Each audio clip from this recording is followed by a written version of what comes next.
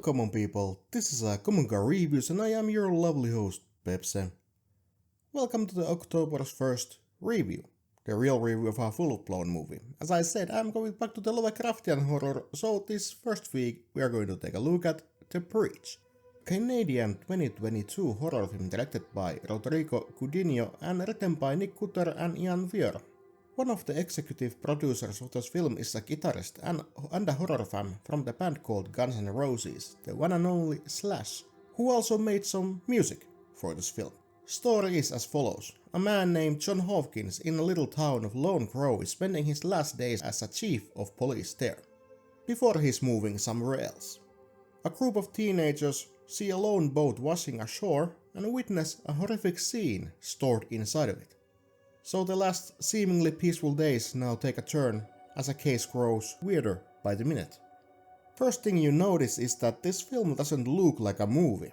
It seemingly runs 60 frames per second and lacks any cinematic filter on top of it. The first scene when the boat goes within a river, I didn't believe the movie started. I thought that this is some weird boat in a river productions type of stuff, but no, it was the part of the movie. It looked like a YouTube video, some dude vlogging his time in the great outdoors. So this took a little time to get used to. Hawkins and his colleagues start investigating and soon we are at the morgue, looking at the body. The victim of this crime is not missing its money but its bones, which sets up the mood great for this film. There was just a husk of flesh with nothing inside of it. Only a seemingly dead bee.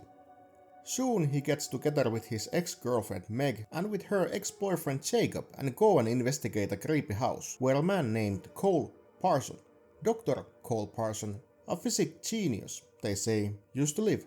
They search for the clues, find some eerie drawings and a weird machine, until suddenly an unknown woman shows up in the house, pointing a gun at them. She is a wife of the missing scientist, and soon everything starts to unwrap, revealing a horrifying truth under it. I have to say that sticking at 3 people where 2 men are both 2 exes of the same single woman is just fucking silly. At the get-go this horror movie starts to turn into a drama, where we now have to listen to their obnoxious moaning about missing love life, how Hawkins took Meg from Jacob and something that shouldn't be in this shit. Get it out of here.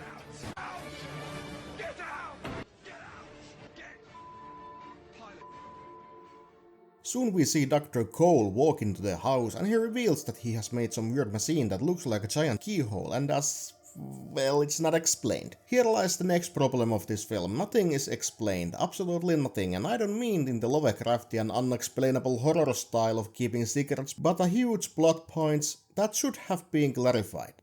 Dr. Cole built up a weird machine. What does it do? Well, it seems to make people disappear. Where? We don't know. Jacob goes dig first into the machine and soon falls ill. Starts to mutate and stuff, and don't take it wrong, I love the practical effects, those were awesome, but the fact that you have no idea what is happening is just frustrating. It would have been a different story if these things just popped up somewhere, but when characters point at somewhere yet say nothing, it is annoying.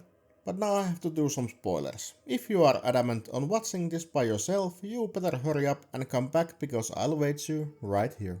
Soon Jacob bursts open and inside of him comes this weird flesh creature that is nice looking, but killed by shooting it in the head. They found these empty carcasses in the shed that is located near a house, and soon more of these raw columns are approaching, like zombies. Dr. Cole has evil plans that are not shared, but our heroes try and destroy the machine before it is used to do more evil. Do they succeed? Well, you have to watch this movie by yourself to find out.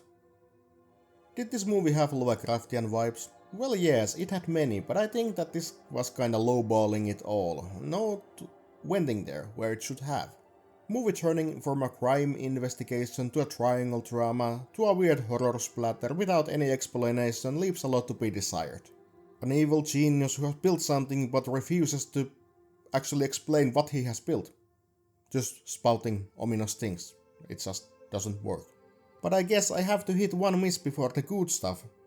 As I said, costumes and practical effects were top notch, I loved them, but they were not enough to save this from a poor writing. I'd give it 4 out of 10 in a Lovecraftian vibe meter. You can do better, and Slash, nice soundtrack, but yeah. But this was my review about The Breach, not there, but not here either. If you are absolutely bored and wanted to watch something, yeah, I think this will suffice, but if you want low budget passion project of great Lovecraftian horror, get yourself The Void, that we reviewed last year. That stuff slapped hard. This was brought to you by Common Guy Reviews and speaking to you, your lovely host Pepse, and I'll see you in the next Wednesday with a new short. Goodbye.